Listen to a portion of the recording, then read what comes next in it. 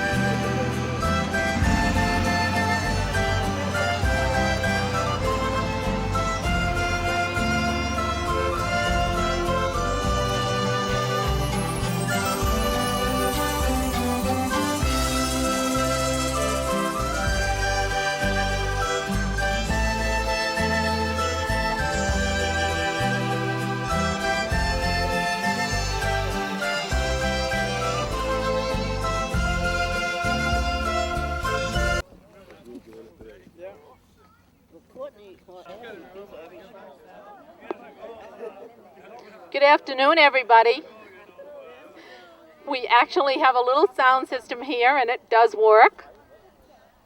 So I would invite you to find a place to sit or stand and come and join our little ceremony this afternoon.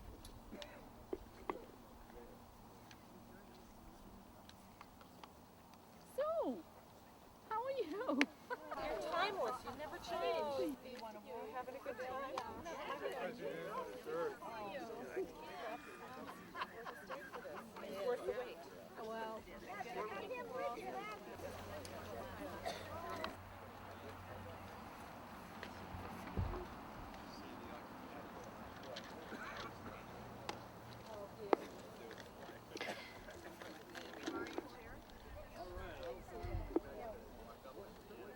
What a beautiful weekend. What a beautiful day we have for this event. So different than what it was last Sunday. So it is wonderful to have everybody here with us.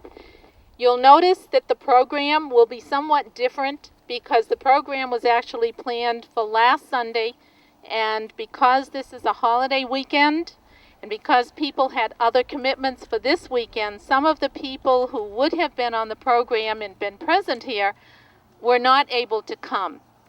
But we are happy that all of you have come. So welcome to the 125th anniversary celebration of the Huguenot Memorial Society of Oxford, and a time to honor some women who walked from the Oxford Center, otherwise known as Huguenot Square. They walked up here every year, year in and year out, and had a picnic lunch and turned around and went back down. Some of the time we're told that they did have a ride up here, but most of the time they walked on some beautiful day in late August or early September. So we have come to honor those women as well. As I said, there will be some changes in the program, and the first change is right in the beginning. The Naval Junior ROTC was going to come for a color guard presentation, but they were not able to come this weekend. But at this time, I invite you to rise and to join Jane Banya and Carol Butler, who will lead us in the national anthem.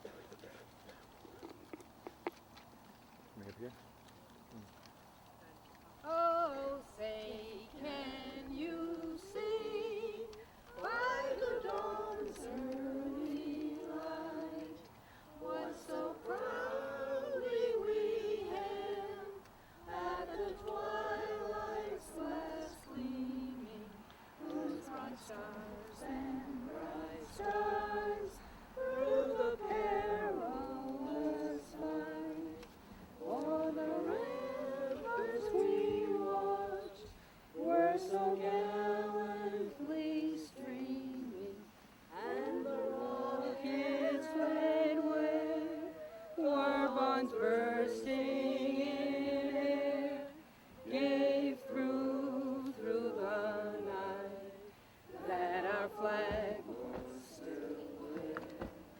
Oh, say does that star-spangled banner yet wave for the land of the free and the home of the brave?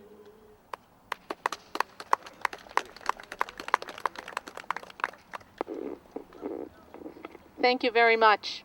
And at this time, and we can stay seated for this if you are already seated, let us take a moment to remember the Huguenots.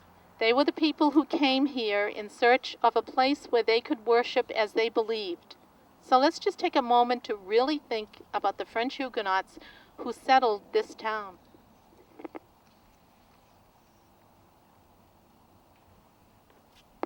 Thank you. The Huguenot Memorial Society of Oxford was formed in June of 1881.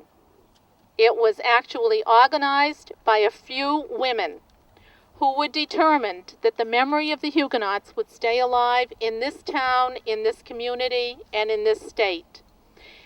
There is the National Huguenot Society. We are not Huguenots. That a Huguenot would belong to the National Huguenot Society, but we are the Huguenot Memorial Society of Oxford. The membership in this society is open to everyone. I don't think there are any members of this society anymore who are Huguenots, but it was started by the Huguenots. And it was started in order to do things like this and to enjoy this beautiful spot. This is such a beautiful area, and it is kept up very well. So if you would like to join the Huguenot Memorial Society, Mrs. Barry has some membership application forms over here with some information in writing about the society. So please consider becoming a member. We will have a semi-annual meeting December 2nd, and all members are invited. And if you are here and would like to come and then decide if you wanted to be a member, you're welcome to do that also. So see one of us afterwards and we'll give you some more information on it. In June of 1881, the Huguenot Memorial Society of Oxford was formed, and they had their first meeting. At their meeting, they had their first president speak. Now, this was an organization that was formed by a few women, and their first president was the Honorable Zachariah Allen. Zachariah Allen left us his handwritten copy of his speech, many pages long. But at this time, Selectman John Sadd is going to give a recreated, revised, rewritten, and very much shortened speech that was originally somewhere part of Zachariah Allen's speech. John, would you come forward?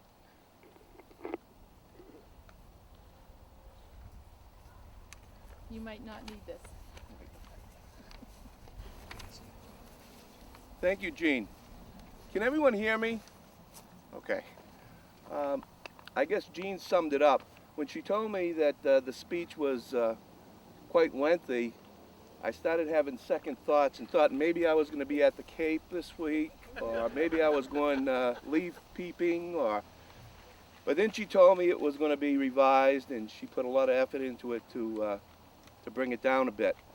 And she also made it more politically correct. From what my understanding is from Jean is that there were some harsh words said about the Indians and about the Puritans at that time. So it was quite interesting to hear how we've evolved over the years as a society. And it's with great pleasure that I'm here this afternoon to recreate a portion of that speech that was given by the Honorable Zachariah Allen of Providence.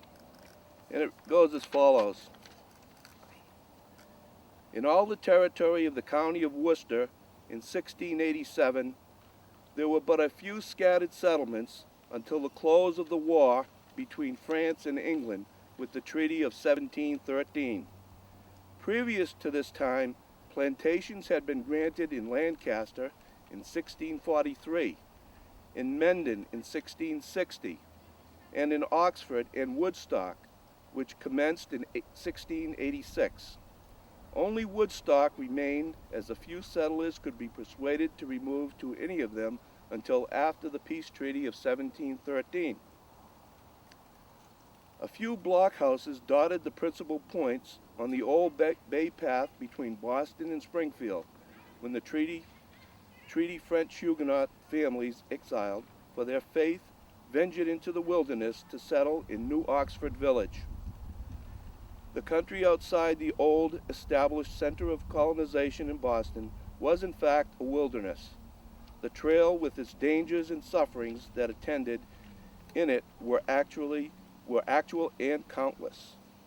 Even under adverse circumstances, Gabriel Brennan, a very wealthy Huguenot who was living in London for a time, expanded much of his own wealth toward the benefit of this country in building ships, making nails, promoting the manufacture of resin, hats, and other goods. The goods sent to Newport, Rhode Island and Boston from the New Oxford Village were probably the first goods manufactured in Worcester County.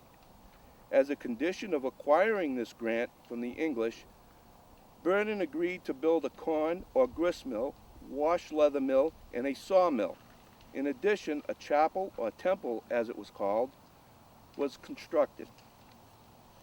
Considerable wrangling among those originally connected to this grant continued for many years as Brennan and the families of settlers under him were deprived of a legal title to their land and improvements. Without a legal title, they could not eject trespassers lawfully. This injustice disheartened the settlers, and after waiting in vain for their deeds, they began to consider deserting the mills and the improvements they made to the village. The first colony flourished and then became extinct in 1696 with the death of members of the Jensen family by someone who had been supplied with rum without limit. 2 years earlier, one member of the Arlett family was killed and 2 children disappeared. After 10 Huguenot families returned in 1699 and stayed until 1704 before abandoning the village back to the English, who came here in 1713. Some Huguenot families did not return at that time. In regards to this location of the fort, it may be said that the location of this village in relation to the Bay Colony and the settlement around Fort Hill in relation to Oxford was in some respect a strategic one. The Old Bay Path and the Connecticut Path allowed for travel through this area. Around the fort itself, the ground fell rapidly to the north and to the west. The locality being this well chosen, it is easy to see that the fort was planned, not for an immediate emergency, but for the permanent protection of a growing and active settlement of 30 families with their flocks and herds. In 1846, I visited the fort, took measurements, and made a sketch of its form and condition. The southwest bastion still existed and was clearly defined by its walls. The south wall was also in somewhat dilapidated condition and had disappeared, as had the well. The northeast bastion was overgrown with grass, and the rest of the walls had been razed to their foundation stones. A monstrous and wide spreading mound of refuge stone had buried from memory as well as from sight all traces of the building within. The walls of the old fort have been mostly overthrown in this ruthless spirit of modern improvements in our country. The materials have been used in the construction of the stone walls that now enclose the lot in which the ruins are situated. Sufficient, however, remains of the foundation stones and portions of the walls to indicate to the eye of a visitor the military design of the only remaining fortification of masonry in Massachusetts. It serves to perpetuate the memory of the Huguenots of 1687. Thank you.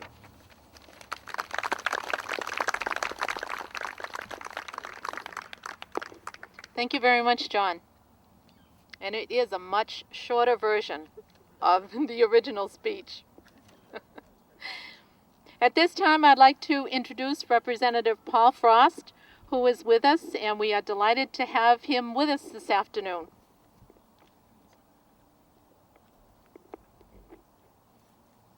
If you want to use this, just push that in. Well, thank you very much. It's an honor to be here. It's obviously a much nicer day than last week, and to come over here and to have homemade fried chicken, that was just terrific. We gotta do this again next year. Can we just do it every year, just for the heck of it? 126th. But this was a great event, and I want to congratulate the members of this society for all their dedication and hard work to make sure that all citizens in the town of Oxford and throughout Massachusetts and even in this great country realize that that each community has a rich history, that Oxford has a rich history, and that even though we know all about what happened with Plymouth, and we got Plymouth Plantation, and we know Pilgrims did and why they came here, but I think it's important even here at the local level that we discuss and talk about how there were similar individuals who were escaping the same type of religious persecution and were looking for freedom and to control their own destiny. That's the reason they came here to Oxford on this beautiful, gorgeous hill. And, they picked a great spot. It's beautiful. But at the same time, I'm sure through the years that they were here, being New England weather, and we all know what it's like, it's going to be harsh at times too. And they weren't, right next door to civilization either. So for them to come out here and to tackle those challenges tells you how passionately they believed they wanted a fresh start, how passionately they believed they needed to come out here to to escape religious persecution, that they're willing to take on the challenges of going out in the middle of the woods, up on a hill, out in the middle probably of nowhere back then. So, I think it's so important. Again, I congratulate everybody. I congratulate the entire society, any member of the society, over the past 125 years that have kept this history alive, to keep this in front of people, to keep it in their minds, to let them know that this happened, that people came here, that they built settlements here, and that there's still a fort here, and that there's still a memorial here to recognize them. And it's important for the history of Oxford. It's important for the history of central Massachusetts. And so it's an honor to be here today, and I thank everybody for their great efforts. I know my fellow selectmen, fellow colleagues that represent the town of Oxford are here and working very hard to make sure that the history of Oxford is preserved, and I appreciate them being here as well. And I have a citation from the Commonwealth of Massachusetts, the House of Representatives.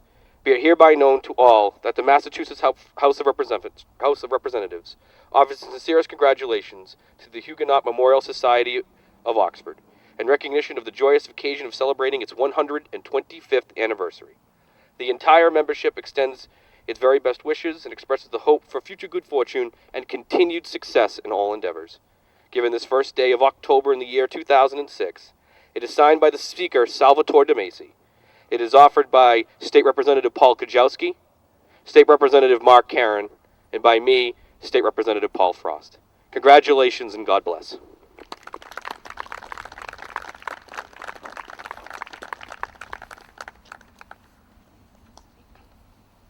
Accept it. Thank you very much, Representative. Well, thank you. Congratulations. On behalf of the society. Thank you very much. You're welcome. Thank you. Thank you for coming. Thank you.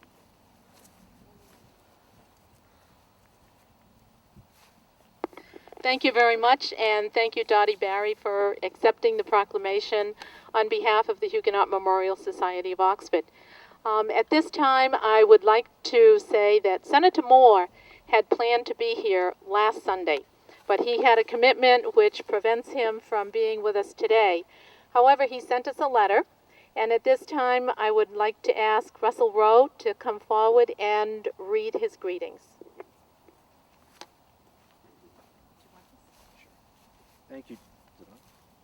Push the button. Thank you, Gene. You have to hold the button. Hold the button. Any of you who know Senator Moore know about his love of history, especially local history, his knowledge of history, and I'm sure he would have loved to have been here if he could, but he did send along these words to Gene O'Reilly and to the Oxford Historical Commission and to the Huguenot Society. It says, "I regret that I am out of state this weekend and therefore unable to attend the festivities honoring Oxford's Huguenot pioneers. The early Huguenot settlers endured many of the trials and tribulations suffered by our Pilgrim and Puritan forefathers. The degree of persecution that the Huguenots experienced at the hands of the French monarchy and clergy clearly constituted what today the media calls ethnic cleansing or religious war.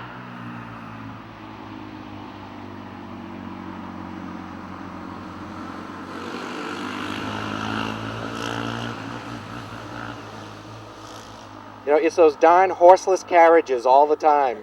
Noisy, noisy, noisy. The Huguenots who settled in Oxford demonstrated great faith and courage as they settled in what was less than a friendly region. Nevertheless, they prevailed in their goal of attaining religious freedom and became an important part of the history of Oxford and of America. The Historical Commission and the people of Oxford should be commended for their effort to remember the sacrifices of our early settlers who helped to build a strong and vibrant community. We can all learn a great deal from the tremendous example that Oxford's Huguenots provide to this and future generations." And it's signed Senator Richard T. Moore. Thank you. Thank you, Russ. Thank you, Russ. And I do have to say, Senator Moore, I just don't know how he does all he does and how he arrives at all the events that he does attend. So he was very disappointed that he was unable to be with us today because he is interested in the history and the history of this town in particular. So thank you for standing in for him. At this time, I would like to introduce Selectman Daniel Coonan, who has come with a proclamation, I believe, for the Huguenot Memorial Society members.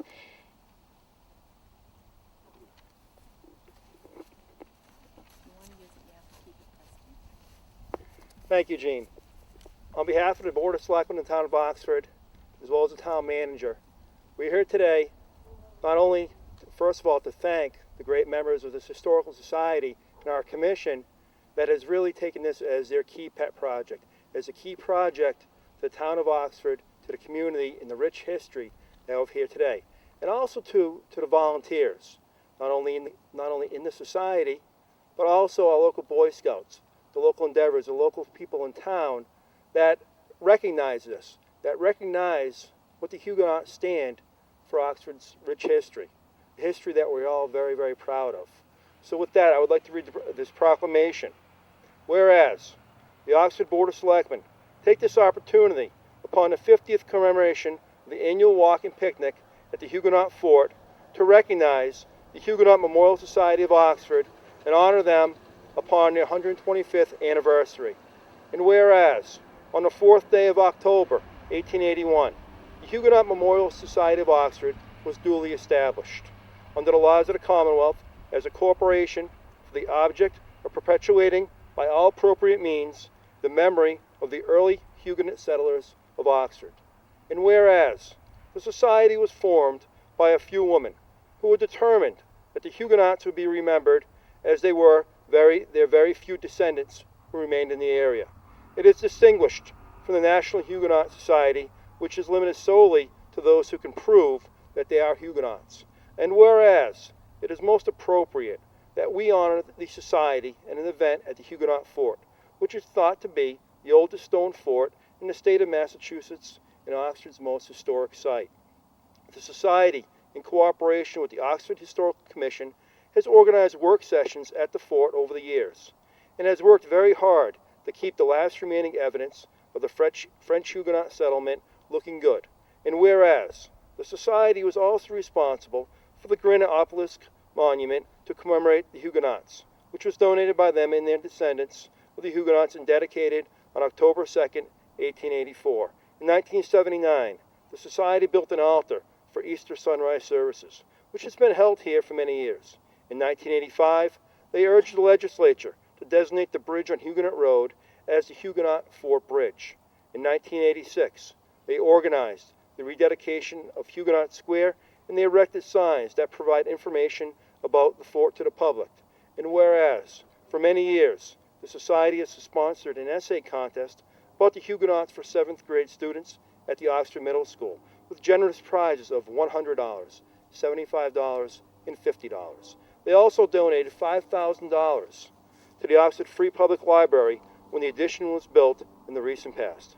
Therefore, let it be resolved that we, the Oxford Board of Selectmen of the town of Oxford, do hereby proclaim October 1st, 2006, Huguenot Memorial Society of Oxford Day. This given under our hands this 26th day of September, 2006. Hereby signed Chairman Jenny L. Casey, Vice Chairman Henry L. LaMountain Sr., Secretary Daniel P. Coonan, Susan M. Gallant, Member John G. Sad, as well as Town Manager Dennis A. Power. With that, we thank the society, and we thank all those that came out on this gorgeous Sunday afternoon to look at the true history of Oxford and remember the perseverance that was established by our great founders. Thank you.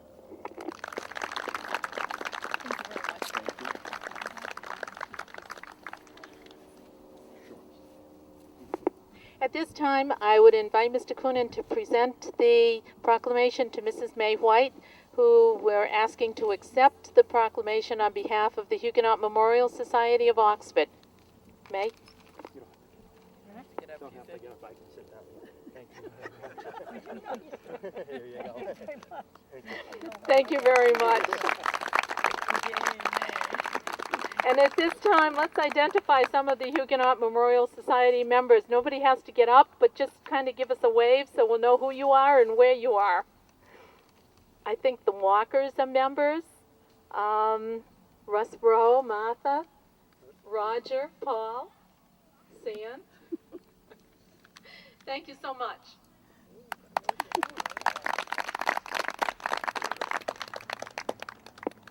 At this time, we were expecting to have Mr. Eric Roth with us. He is director of Historic Huguenot Street in New Paltz, New York. I don't believe he has arrived. He was all set to come for last Sunday, but he wasn't sure about this Sunday, and I think we now know the answer. Unfortunately, he's not here, but Historic Huguenot Street is a Huguenot settlement. It's a Huguenot village in New Paltz, New York. We have sometimes spoken about having a bus trip to New Paltz, New York, and that's something that we're looking forward to do sometime in the future. So at this time, I would like to introduce the women who walked to the fort. They walked from the intersection of Holbrook Road and Huguenot and Fort Hill. They represent the women who did indeed, many, many years ago, walk to the fort. Courtney Rowe is the first person that I would like to introduce, but I know she has had to leave. And she represented Ada Jocelyn. Now, Ada Jocelyn was Dr. Elia P. Jocelyn's sister. A very feisty lady, as the description goes, but a very gifted poet. And she has a booklet of poetry that was published. She was very active in town affairs and very interested in the town. The other person is Jeanette Smith. And Jeanette Smith represents Miss Josie Tyler. Josie Tyler taught first grade at Jocelyn School, and then she became principal. Josie Tyler was the daughter of the last Universalist minister in Oxford, Reverend Albert Tyler. So her roots run very deep in Oxford. And Jeanette Smith represented her. Where's Jeanette? There she is, right back there. Carol Butler. Carol Butler represents Miss Georgiana Wheelock. Georgiana Wheelock is from the Wheelock family. Her father was a broker in Boston, but he came here to become a farmer. And they lived in Oxford. She taught school in Oxford, and up until her 90s was very active and thoroughly enjoyed visiting with her friend Miss Josie Tyler. She passed away at age 101.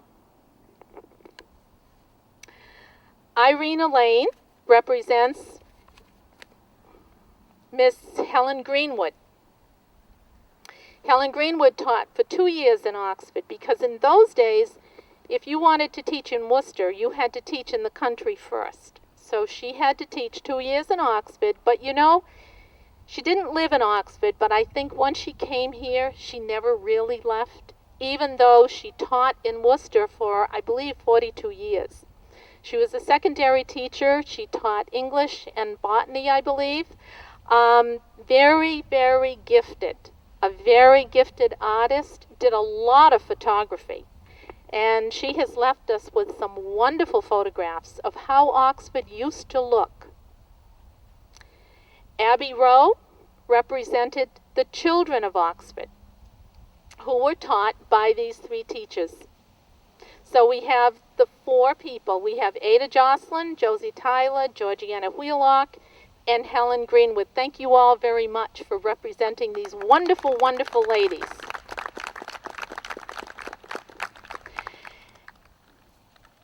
There was a wonderful committee that has put this event together. We had several meetings during the summertime, and it was a wonderful committee because no matter what idea came up, there was somebody who said, well, I could do that, or we could do this, or how about doing it a little bit differently, but we could still take that basic idea. It was a committee where everybody had some input. There were about 20 people who worked on this. So thank you all very much. I am doing this part of it, but I can tell you that every committee member did something. Thank you very much.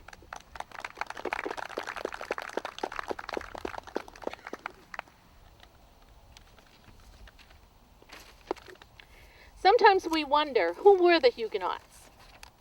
How did they come here? Well, we've heard the story. We've heard the story about the fort. We've heard the story about the beginning of the settlement. But I'd just like to say a couple of words about the Huguenots themselves. In many cases, they were pretty well educated.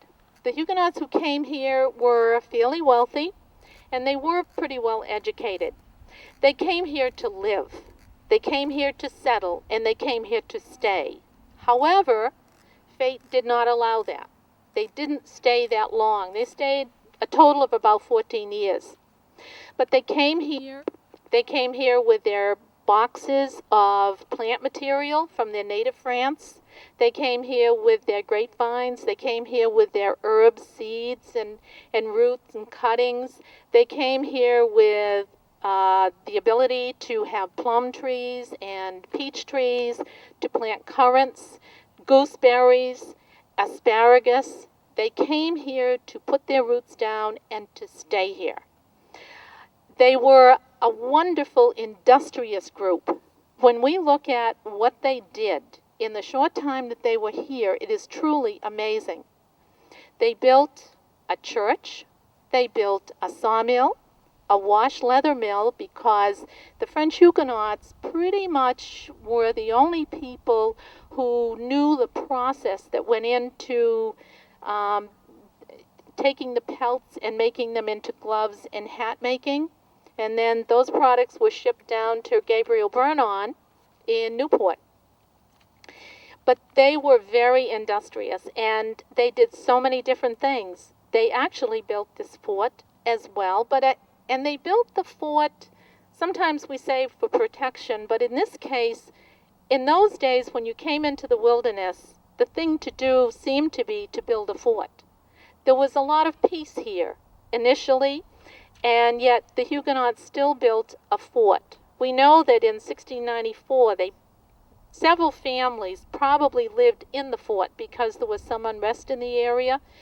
And we're pretty sure that they were families living in the fort because there was pottery and there were items that had been retrieved in archaeological digs that would indicate that families lived here and they cooked what they needed to eat in the fireplaces in the fort.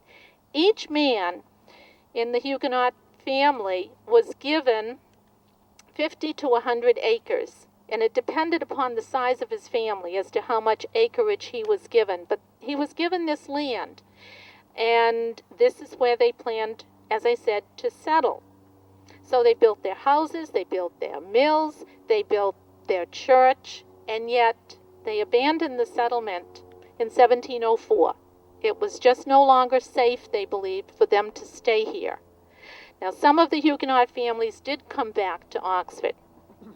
You'll recognize some of their names, some of the street names. At this time, there were so many people to thank for keeping this site what it is today.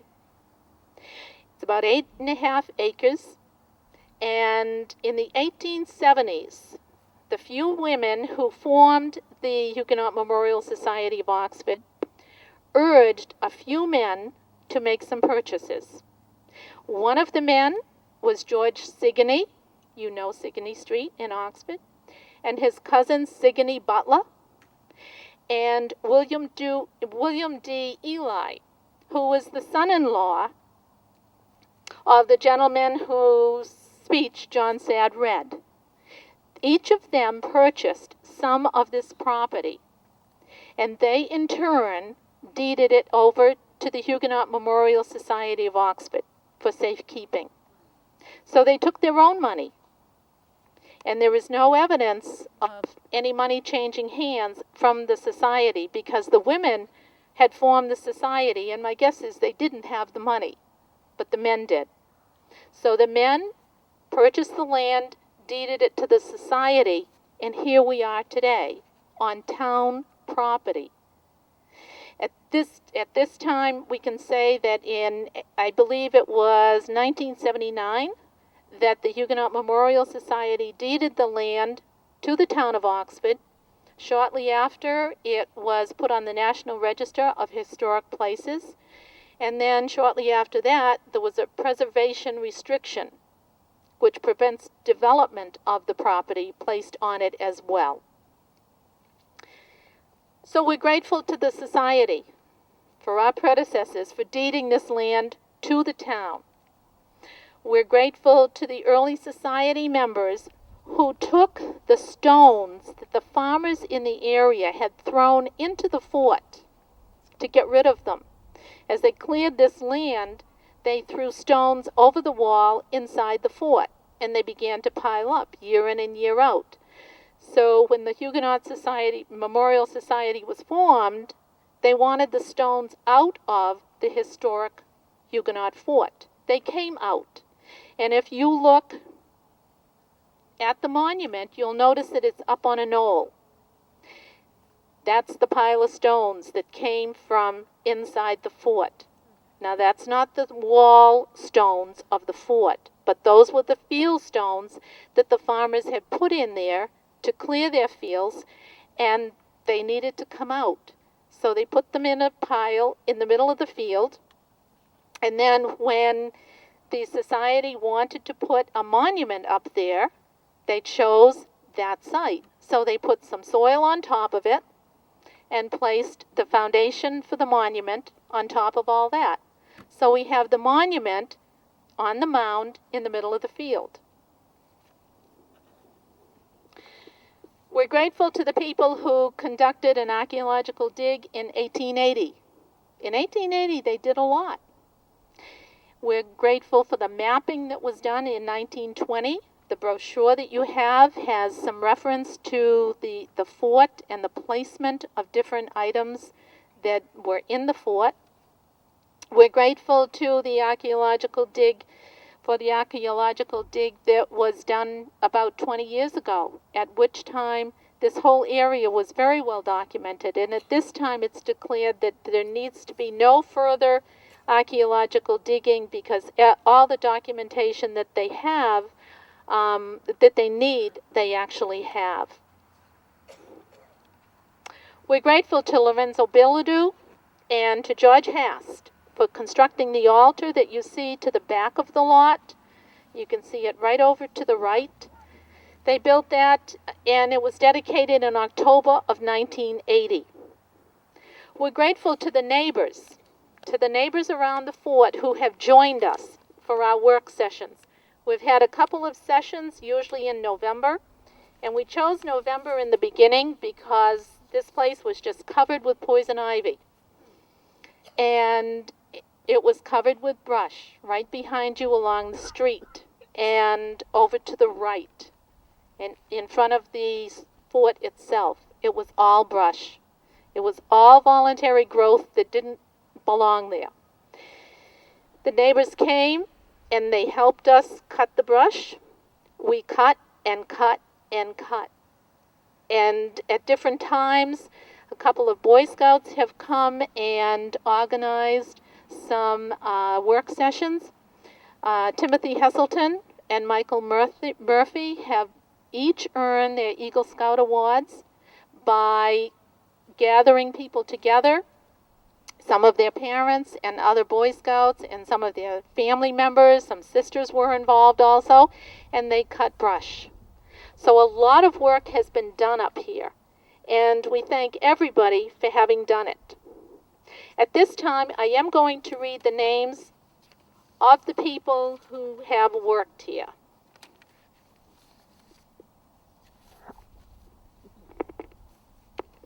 Christopher Freehart, Christopher Cherry, Christopher Rowe, Justin Kelly, Joseph Mazzaro, Josh Weibly, Yomaj Shepard, Jonathan Perdue, Rayanne Richards, Mitchell Gage, Joseph Malone, Kevin Armstrong, Andrew Tate, Joseph Rowe, Christine Murphy, Charles Murphy, Roger Lavoie, Mr.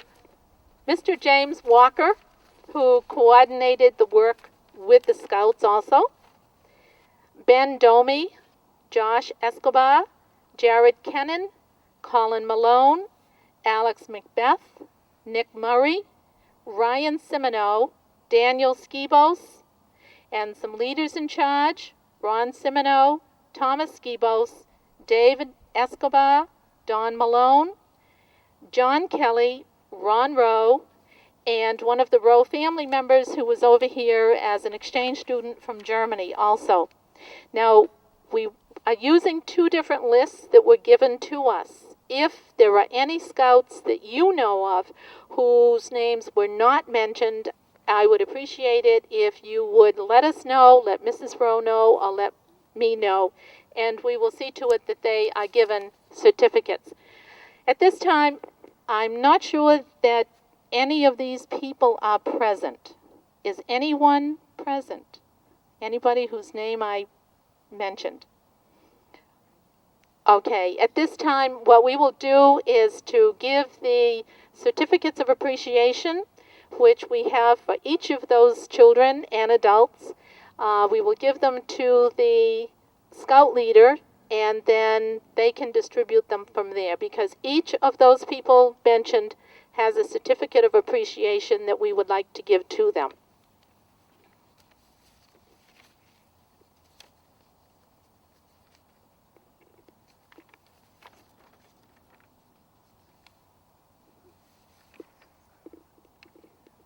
We also have certificates of appreciation for some other people. One is Mrs. Judy Hodgeny, and Judy has coordinated the essay contest for the Huguenot Memorial Society for many, many years. She does a tremendous job doing that, and then the students from the 7th grade earn prize money from that. We have a certificate that will also go to her. We are grateful to the businesses in town who have sold the t-shirts for the Huguenot Memorial Society. We have some pens that can be purchased, and we have some pins that can be purchased as well.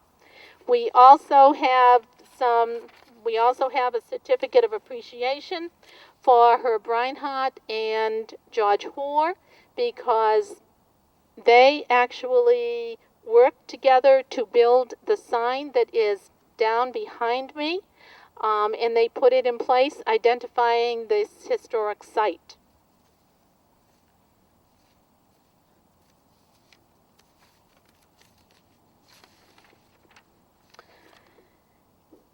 And at this time, we are ending our program, but we need to end it on a very positive and a very solemn note, because it is a very special place. While the Huguenots came here for the freedom to worship, they found peace initially.